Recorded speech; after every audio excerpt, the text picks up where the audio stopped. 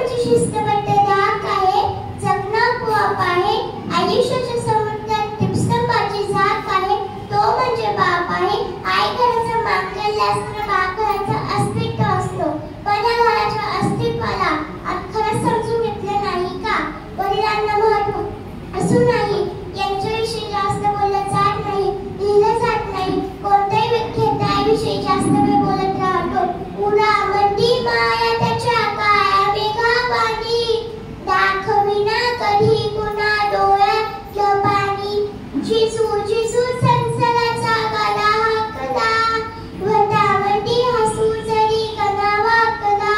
घरी भरतू थांब जरा, आई कद्याची धापण, लय अवघड हाय कद्या, उमगाया बापन, उमगाया बापन. मुकी मुकी मायेची मुकी घाल मेल, लेकराच्या पायी उभा जन्म उधळलेला. आधाराच्या वर जणू वागला बाळ, त्याच्या इना पाचोळ्याचीन, रान मोळजीन, रान मोळजीन. घरी भरतू थांब जरा, आई कद्याची धापण, लय अवघड हाय कद्या, उमगाया बापन, उमगाया बापन. किती जरी लावला तू आभाळाला, चिंता तुझी मुक्का मला त्याच्या काय जात.